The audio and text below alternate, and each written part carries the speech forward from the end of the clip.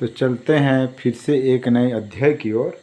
आज हम लोग पढ़ने वाले हैं घातांक पाठ प्रश्नावली 6 से प्रश्नावली 6.2 के सवालों को, जिसमें हमारा सवाल नंबर 1 दिया हुआ है, निम्न को नियम 4 की सहायता से घातीय रूप में हल करें। तो सबसे पहले हम लोग ये नियम 4 क्या है इसको देख लेते हैं। जो हम लोगों का जो इस पाठ में दिया हुआ है नियम 4 क्या है, ये नियम 4 को हम लोग पिछले सवालों में भी हल कर चुके हैं। ये नियम 4 क्या है कि जैसे हमारे पास दोनों का आधार बराबर है, जैसे यहाँ पे जितने भी सवाल दिए हुए हैं देख लीजिए। आधार जैसे इसको बोलते हैं घात, ये 6 का घात 5 है, 6 का घात 3 है, 27 का घात 8 है, 27 का घात 2 है, एम 13 का घात एम है, 13 का घात एम, एम एन का घात 7, एम एन का घात 2, एक्स का घात 11, एक्स का घात 4। मतलब इसमें जो दिया हुआ है टोटल, इसको हम लोग क्या बोलते हैं आधार। जो अंश और हर दोनों में क्या होंगे, समान होंगे। देख लीजिए सभी में क्या है, समान है। अगर अलग अलग है तो जो हमारा दिया हुआ है नियम 4 लागू नहीं होगा, ना हम इसमें इसको उस सूत्र में बना सकते हैं। तो सबसे पहले हमारे पास जो सूत्र है क्या है उसको देख लेते हैं कि दोनों का आधार, इसको हम लोग क्या बोलते हैं आधार है, बेस है। ये क्या है, एक है, मतलब समान है, और घात क्या है, अलग अलग, तब इसका उपयोग कर सकते हैं। तो नियम 4 है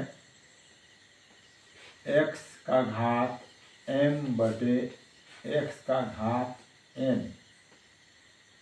बराबर x m माइनस n। ये हमारा नियम 4 बताता है कि x का घात m है और x का घात n है। इसको हम लोग कैसे लिख सकते हैं, x का घात m माइनस n। जैसे कि इसका घात हर में था, हर में है तो ऊपर में जाता है तो क्या हो जाता है, ऋण हो जाता है। ये हमारा क्या है, नियम 4।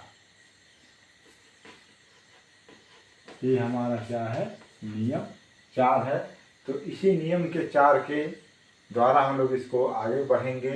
जैसे इससे पहले हम लोग जानते हैं कि हमारे पास अगर दिया हुआ है a भागित b, इसको कैसे लिखते हैं, a बटे b।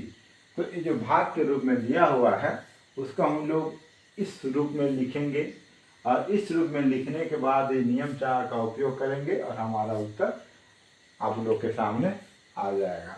तो चलिए हल करते हैं। तो लिख देते हैं आप हल क्रमांक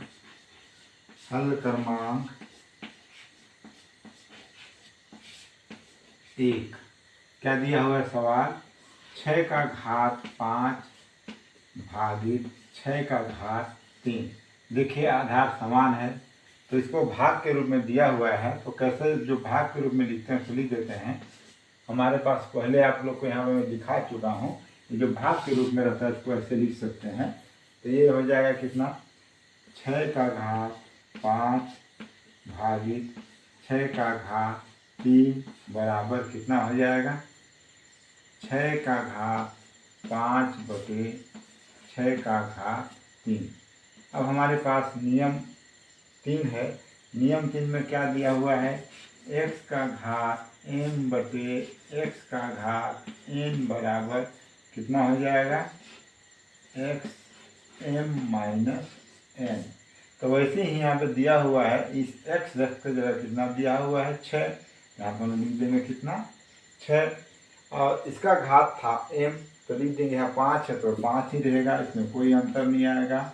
ऋण इसका घात कितना है, 3, तो ये हर में था ऊपर में जाएगा तो क्या हो जाएगा, ऋण 3। ये ऊपर गया तो ऋण हो गया, जैसे यहाँ m था तो ये ऋण हुआ था, सेम कर दिए, सूत्र में रख दिए।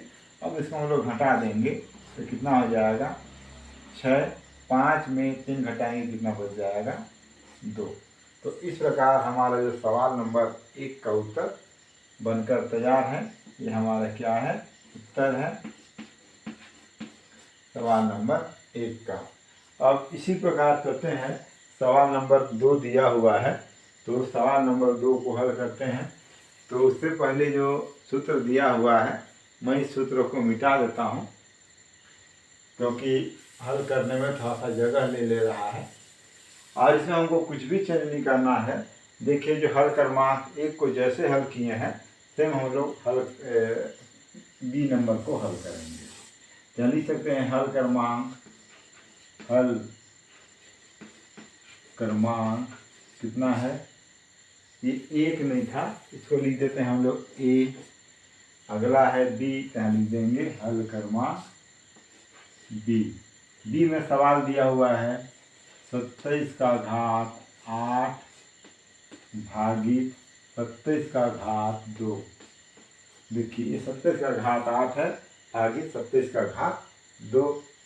तो हमारे पास अब हल कर रहे हैं, सेम लिख देते हैं एक बार 27 का घात 8 भागित 27 का घात 2।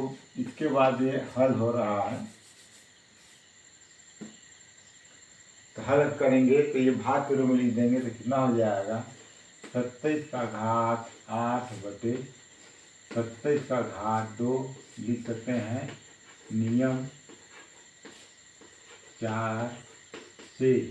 नियम 4 क्या है, x का घात m बटे x का घात n बराबर xm माइनस n। ये हमारा नियम 4 है।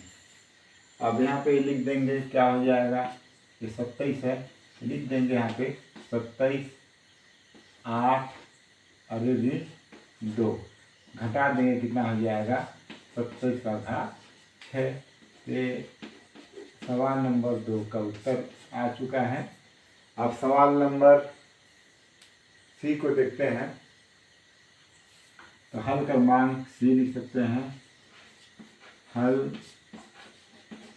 क्रमांक सी। हल क्रमांक सी में क्या है सवाल, m का घात 13 का घात m भागित 13 का घात n। ये हो जाएगा, इसको हल करेंगे तो 13 का घात m भागित 13 का घात n। ये आगे हल हो रहा है तो कितना हो जाएगा 13 का घात n बटे 13 का घात n। तो नियम 4 यहाँ भी लिख दे रहे हैं, नियम 4 से। नियम 4 से सूत्र को लिख लीजिएगा, हर बार मैं नहीं लिख रहा हूँ। नियम 4 से कितना लिखेंगे यहाँ पे 13m माइनस n। अब देखिए यहाँ पे जैसे घटाना पड़ रहा था, m में 2 घटा दिए तो कितना बचा 6। ये दोनों क्या था, अचर राशि था। अब यहाँ पे देखिए m में n को नहीं घटा सकते हैं, दोनों क्या है चर राशि है, m माइनस n ही रहेगा। तो इसलिए हमारा उत्तर यहीं पे यही हो जाएगा।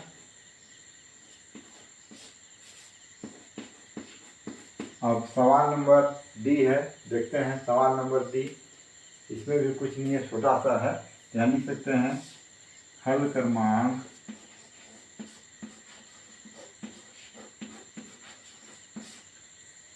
डी। हल क्रमांक डी में डी का सवाल है m n का घात 7 भागित mn का घात 2।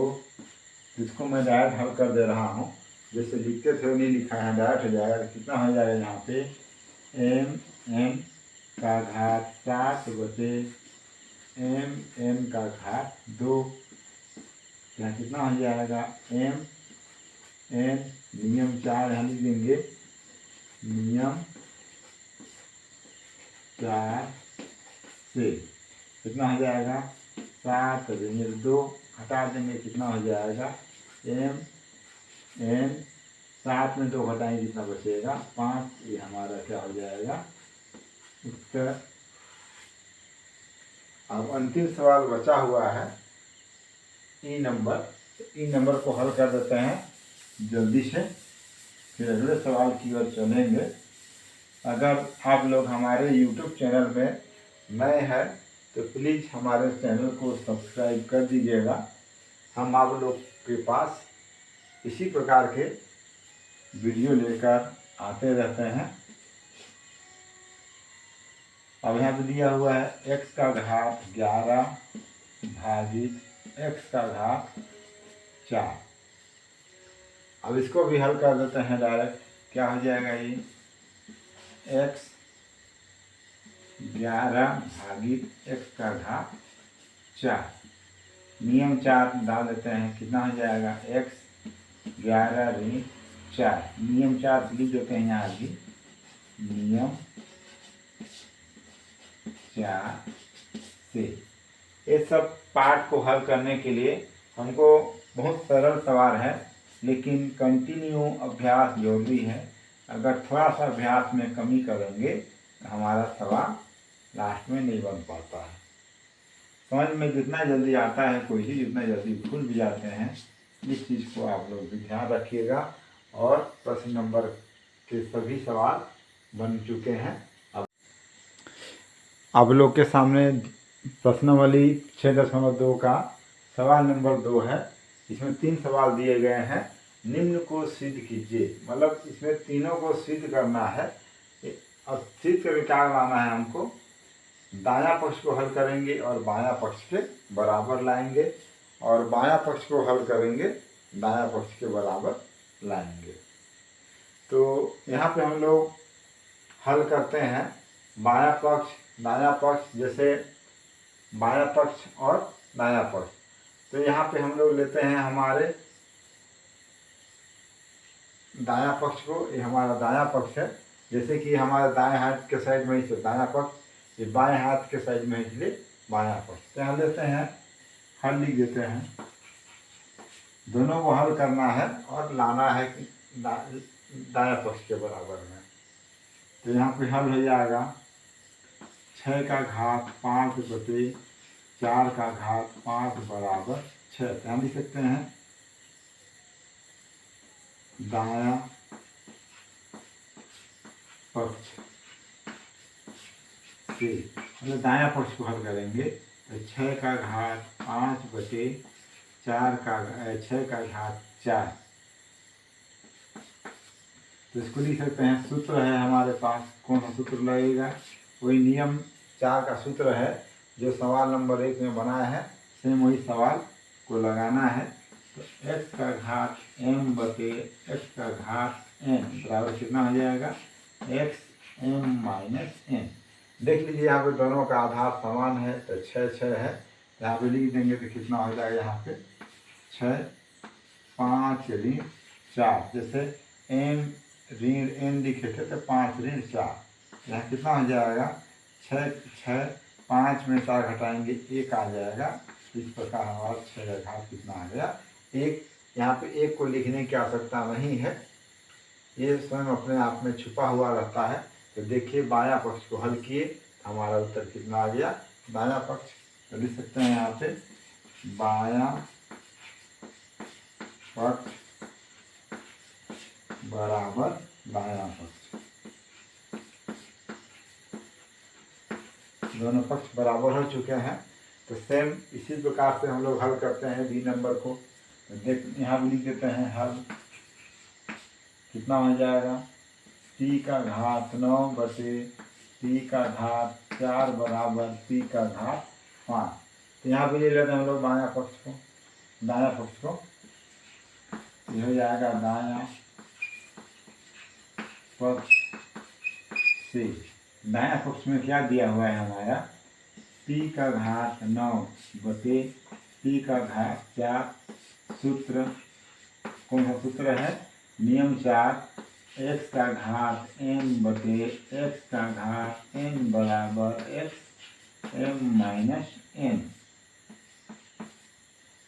तो सूत्र को रख देंगे तो कितना हो जाएगा, p का घात 9 ऋण 4 हटा देंगे तो कितना हो जाएगा p का घात 5। तो देखिए हमारा p का घात 5 आ चुका है। तो हमारा उत्तर आ चुका है। तो हम लिख सकते हैं बायां पक्ष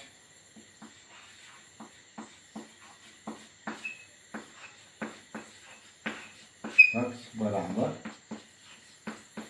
दायां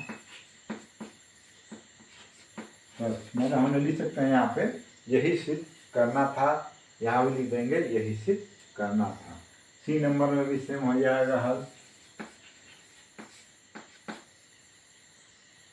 सवाल नंबर 1 से क्या है हमारे पास, उसमें एक स्टेप इसमें कम कर दिया हुआ है। 16 2m बटे 16m बराबर 16m। दायां पक्ष से दायां पक्ष में क्या दिया हुआ है, 16 2m बटे 16m। यहाँ लिख सकते हैं सूत्र x का घात m बटे x का घात n बराबर x m माइनस m। आप लोग के सामने देखिए सूत्र भी उपस्थित है हर सवाल में। अब यहाँ पे लागू कर देते हैं m माइनस जो सूत्र है उसको, 16 2m माइनस m। 2 में यहाँ कुछ नहीं मतलब 1 है, 2 में घटा देंगे कितना बचेगा, 16m। देख लीजिए हमारा दायां पक्ष को हल किए और कितना आ गया, बायां पक्ष के बराबर। यहाँ लिख सकते हैं दायां पक्ष बराबर बायां पक्ष। तो इस प्रकार सवाल नंबर 2 भी आप लोग के सामने प्रश्न नंबर 3 है, जिसमें लिखा हुआ है निम्न को धनात्मक घात के रूप में लिखिए। और प्रश्न नंबर 4 में है निम्न के हर को अंश के रूप में बदलिए। तो हमारे पास जो सवाल दिया हुआ है इसको हम लोग क्या करना है, इसको धनात्मक घात के रूप में लिखना है। जैसे इसका घात दिया हुआ ऋण में है, ये ऋण में है, ये ऋण में है, ये भी ऋण में है, इसको धनात्मक घात के रूप में लिखना है। तो इस धनात्मक घात में लिखने के लिए हमारे पास एक सूत्र है, उस सूत्र का प्रयोग करेंगे तो हो जाएगा। जैसे लिख सकते हैं हल क्रमांक 1 कितना दिया हुआ है, 12 का घात ऋण 3। तो यहाँ पे एक सूत्र जो लागू होने वाला है, x का घात ऋण m, तो इसका क्या हो जाता है 1 बटे x का घात m ऐसा। तो इसमें हम लोग इस सूत्र का प्रयोग कर देंगे।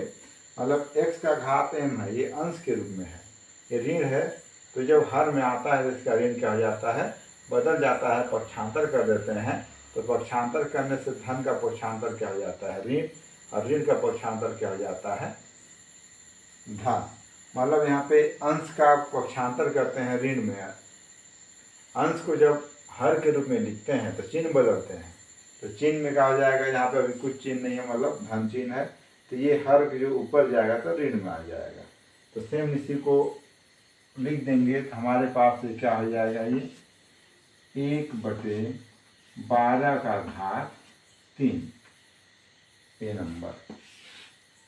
उसी प्रकार बी नंबर को भी देखिए, 19 का घात ऋण 5। सेम सूत्र को उपयोग करेंगे तो कितना हो जाएगा, ये ऋण है नीचे आएगा तो धन हो जाएगा 1 बटे 19 का घात 5। सी में भी सेम हो जाएगा 3 का घात ऋण 4 बराबर 1 बटे 3 का घात 4। डी सेम सूत्र का उपयोग हो जाएगा तो हो जाएगा 5 का घात ऋण 3 बराबर 1 बटे 5 का घात 3। तो ये हमारा जो एकक लाइन का उत्तर है, बस एक लाइन में उत्तर आप लोग के सामने बनकर हाजिर है। सेम इसी प्रकार प्रश्न नंबर 2 में दिया हुआ है निम्न के हर को अंश के रूप में लिखना है। तो यहाँ पे अंश के रूप में लिखना है, तो ये सूत्र दिया हुआ है इसको जस्ट उल्टा, मतलब ये अब हम लोग इस सूत्र में इसको लिखेंगे, ये हमारा प्रश्न है, ये हमारा क्या हो जाएगा उत्तर। तो हम लोग यहाँ प्रश्न नंबर 4 में इसी सूत्र का उपयोग करने वाले हैं। तो ए में दिया हुआ देखिए सवाल 1 बटे 35 का घात 4। तो यहाँ पे हम लोग सूत्र का उपयोग क्या करेंगे, 1 बटे एक्स का घात एम बराबर, ये हर में है तो अंश में जाएगा तो कितना हो जाएगा, एक्स का घात ऋण एम। ऐसा सेम इसी सूत्र को दाया पक्ष को बाया में, बाया पक्ष को दाया में पलट दिए तो लिखा हुआ है। तो क्या हो जाएगा, एक लाइन में उत्तर है ऋण 35 का घात ऋण 4। उसी प्रकार बी का भी हो जाएगा, बी बराबर 1/x का घात 5 बराबर x का घात ऋण 5। बस एक शब्द में, एक लाइन में छोटा छोटा आंसर है। तो इस प्रकार प्रश्नावली 6.2 के तीसरा और चौथा भी। सवाल नंबर 5, निम्न के अंश को हर में बदलना है। मतलब हमारे पास ये अंश में दिया हुआ है, जो भी अंश दिया हुआ उसको हर में बदलना है।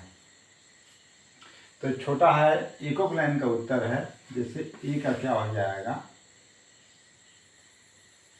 3 का घात ऋण 9/1, इसका आंसर मतलब क्या है, अंश में है तो अंश में है उसको हर में लाएंगे। तो मैंने पहले ही बताया है कि इसका चिन्ह जो है बदल जाता है। ऋण है तो क्या हो जाएगा, धन। जैसे जो सूत्र है x का घात m, ये क्या हो जाएगा, 1/x का घात ऋण m। उसी प्रकार अगर दिया हुआ है x का घात ऋण m, तो नीचे आएगा तो कितना हो जाएगा, x का घात m। मतलब यहाँ पे हम लोग अंश को हर में बदलते हैं। तो देखिए ऋण धन था तो यहाँ आया तो क्या हो गया ऋण, यहाँ ऋण है तो यहाँ आ गया तो क्या हो गया, धन। मतलब ये सूत्र है अंश को हर के रूप में बदलने का। तो जैसे यहाँ पे दिया हुआ है ऋण एम है तो यहाँ आया तो क्या हो जाएगा, धन एम। तो सीधा यहाँ पे कुछ नहीं करना है, ये वाला पद नीचे आ जाएगा, अंश टोटल 3/9 नीचे आ जाएगा। तो यहाँ कितना बचेगा, 1, और यहाँ 1 ही है तो कुछ नहीं होगा, 3 का घात ऋण 9। एक लाइन में हमारे पास उत्तर है बी नंबर, ए का घात m/b का घात m बराबर। अब हमको इसको, ये हर में है, ये हर में ही रहेगा, बस इसको लाना है नीचे में। तो ये घात में m है, थोड़ा सा नीचे लिखा गया, ए का घात m है तो ये नीचे आएगा। इस सूत्र को लगाएंगे तो क्या हो जाएगा, यहाँ पे धन है। यहाँ फिर बचेगा कितना, 1/bm, और यहाँ पे कितना हो जाएगा, am। ऐसा। और सी नंबर छोटा सा है, p का घात ऋण 8/p का घात कुछ नहीं, मतलब 1 है। तो इसको हल करेंगे तो कितना हो जाएगा, ये p 1/, यहाँ पे 1 है और ये 8 है, ये ऋण है तो नीचे आगे क्या हो जाएगा, धन। इस प्रकार हो जाएगा p 1 धन 8, या एक बार लिख सकते हैं हम लोग इसको p और p का घात 8। फिर हम लोग यहाँ आगे अगला सूत्र लगा देंगे, जब दोनों का आधार बराबर है तो यहाँ इसका घात जब कुछ नहीं दिखता है तो 1 रहता है, तो दोनों का आधार रहता है तो घात को क्या करते हैं, जोड़ देते हैं। तो यहाँ कितना हो जाएगा, p का घात 1 धन 8 बराबर p का घात 1/9। यह हमारा क्या हो जाएगा उत्तर, ये 9 है। अब प्रश्न नंबर 6 दिया हुआ है, इसको क्या करना है, मान ज्ञात करना है। तो मान ज्ञात कैसे करते हैं, देखिए ए का हल कर रहे हैं, 273 का घात 0 है। तो हम क्या करेंगे, हम लोग को पता है सूत्र 6 से, नियम 5 से, किसी भी संख्या का घात क्या होता है, 0 होता है, वो किसके बराबर होता है, 1। तो 273 का घात कितना है, 0 है, तो ये किसके बराबर है, ये 1 के बराबर। तो लिख सकते हैं ये हल है डायरेक्ट, 273 का घात 0 बराबर 1। बी नंबर, x का घात 5/x का घात 2 पूरे का घात 0 बराबर 1। कुछ नहीं करना है, अगर घात शून्य है तो सीधा 1 लिख देना है। हमारे पास एक सूत्र है, इस सूत्र के उपयोग से सी नंबर 27 पी का घात 21 बटे पी का घात 11 पूरे का घात 0 बराबर कितना हो जाएगा 1।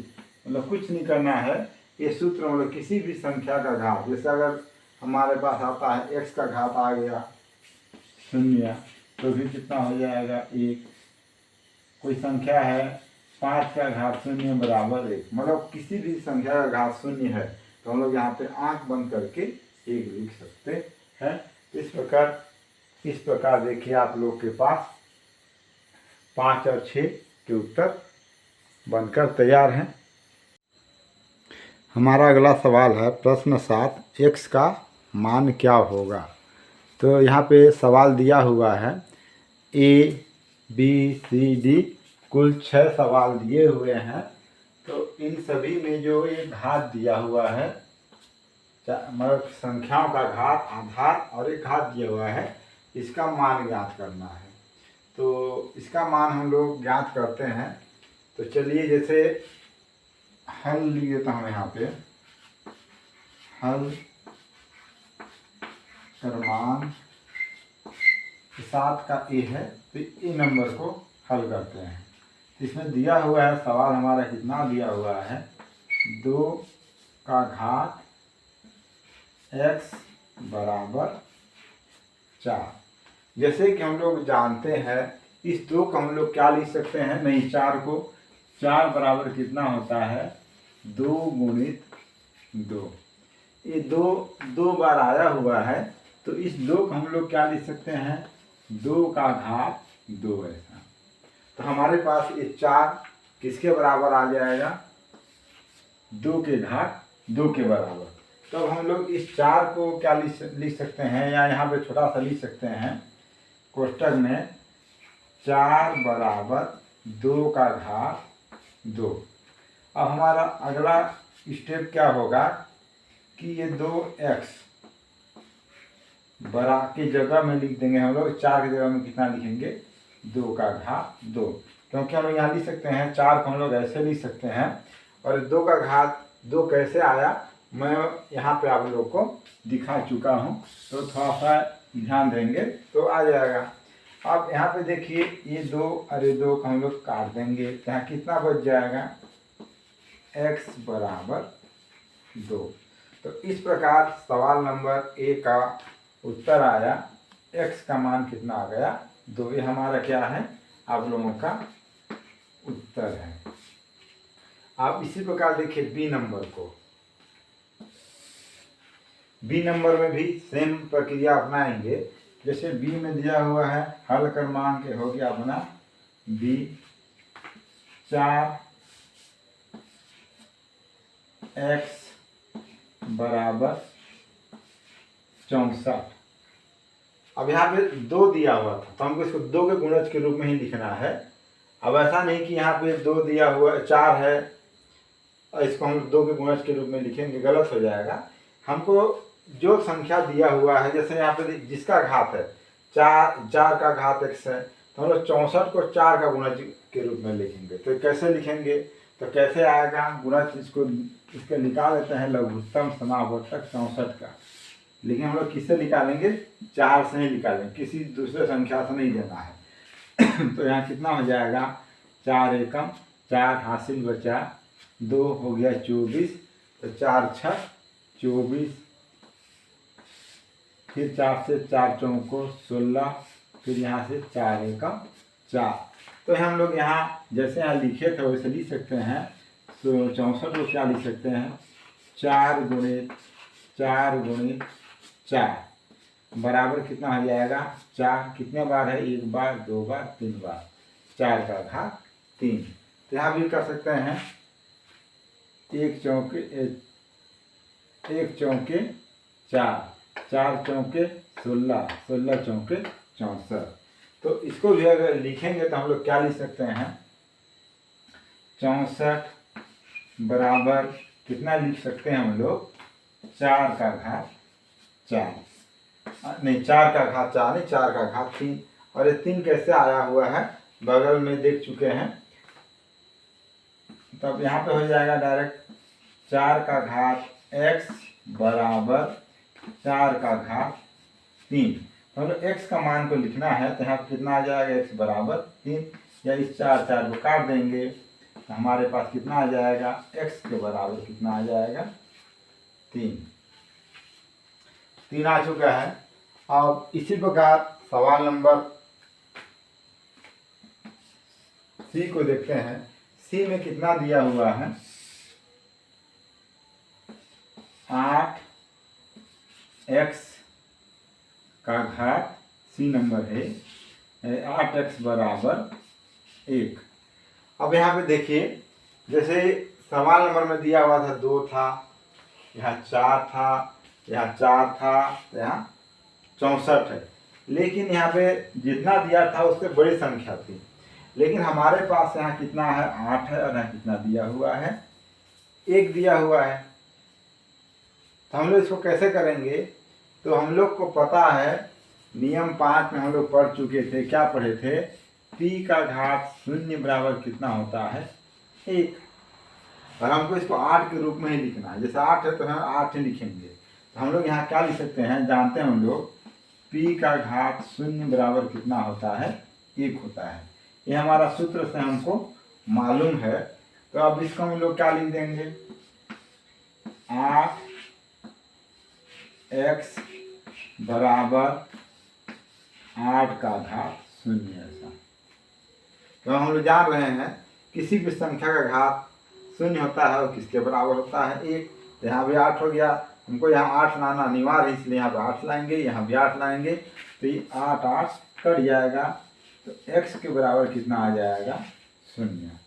तो देख लीजिए यहाँ पे 1 2 3 का उत्तर आप लोगों के सामने बनकर तैयार है। और अन्य सवाल को हल करने से पहले थोड़ा सा इधर को मिटा देते हैं।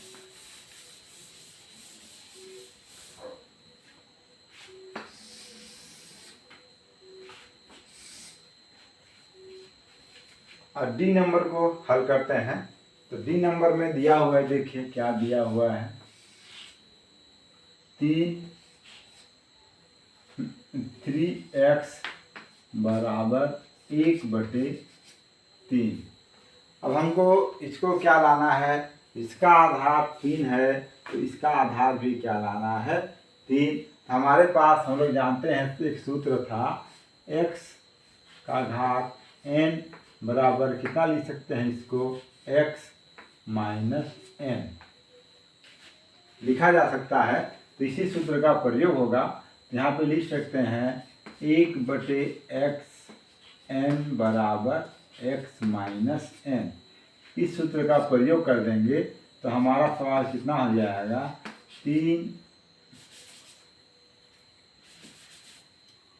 3x बराबर x माइनस 1।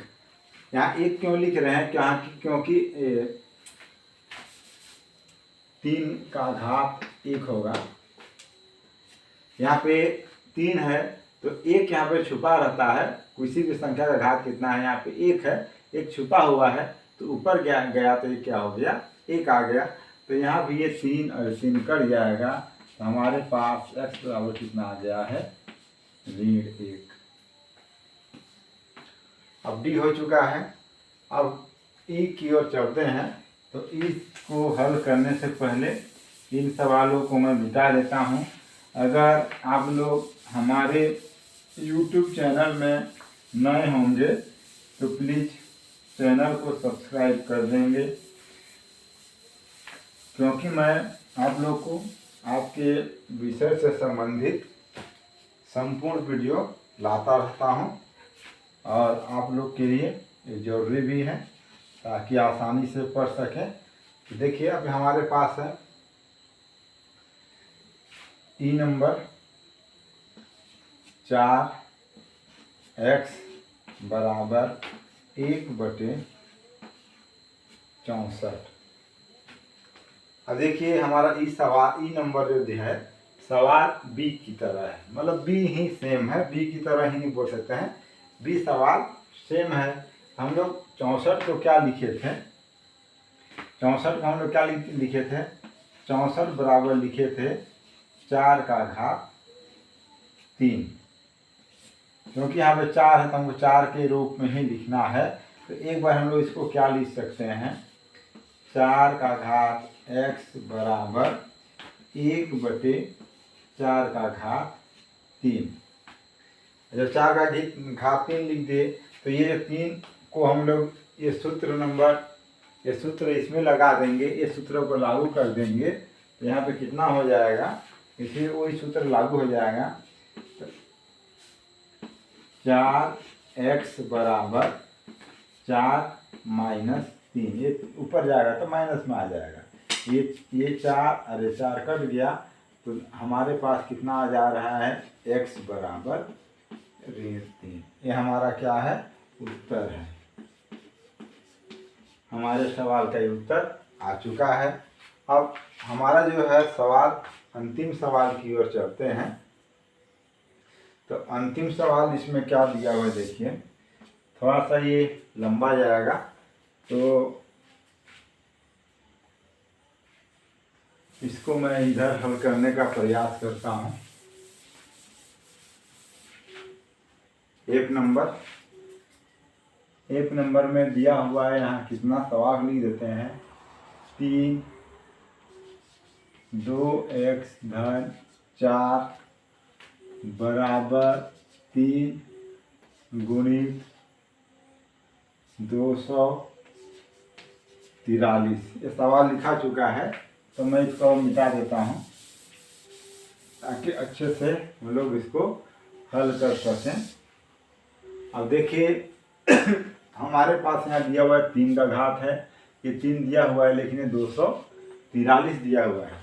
तो इस 243 को हम लोग 3 के गुणज के रूप में लिखेंगे, मतलब 3 का घात के रूप में। तो कैसे हो जाएगा, 243 को भाग करेंगे 3 से, 3 8 24, 3 एकम 3, फिर 3 से करेंगे, 3 दूनी 6, 3 7 21, फिर 3 से कर देंगे, 3 9 27, 3 से हो जाएगा, 3 3 9, फिर 3 एकम 3, 1 2 3 4 5। तो हम लोग यहाँ पे लिख सकते हैं 243 बराबर 3 का घात 5। कैसे आया ये देखिए आप लोग के सामने है, 1 2 3 4 5। तो 343 बराबर 3 का घात 5। अब अगला हमारा क्रम में चलेगा, 2x धन 4 बराबर 3 गुणित 3 का घात 5। देखिए ये जो हमारा 243 था, तो इस 243 को इसका प्रयोग करके यहाँ पे लिख दिए 3 का घात 5। अब लिखने के बाद देखिए यहाँ कुछ नहीं, मतलब यहाँ पे 1 है। अब अगला जो हमारा सूत्र है, जैसे x का घात m गुणित x का घात n बराबर कितना होता है, x m धन n। इस सूत्र के द्वारा इसको हल करेंगे तो हमारे पास कितना आ जाएगा, 3 2x धन 4 बराबर 3 का घात 1 धन 5 बराबर कितना हो जाएगा। अब चाहे तो हम लोग ये 3 को काट सकते हैं, एक लाइन में 2x धन 6 बराबर 5 और 1 6, ऐसा ये 6 नहीं है 4 है, 4 आ चुका है। अब इस 4 को हम लोग इधर पक्षांतर कर देंगे तो हम लिख सकते हैं 4 को पक्षांतर करने पर, 4 को पक्षांतर करने पर तो कितना हो जाएगा, 2x धन 4, 4 तो पक्षांतर हो जा रहा है, यहाँ मात्र 2x बचेगा तो हो जाएगा 6 ऋण 4। अगला स्टेप है 2x, 4 में 6 में 4 घटा देंगे, कितना बच जाएगा 2, ये 2 अरे 2 कट जाएगा। तो इस प्रकार हम लिख सकते हैं x बराबर 1 2 एकम 2 2 एकम 2। तो देखिए हमारा जो इस प्रश्नावली का अंतिम सवाल का उत्तर आप लोग के सामने बनकर तैयार है।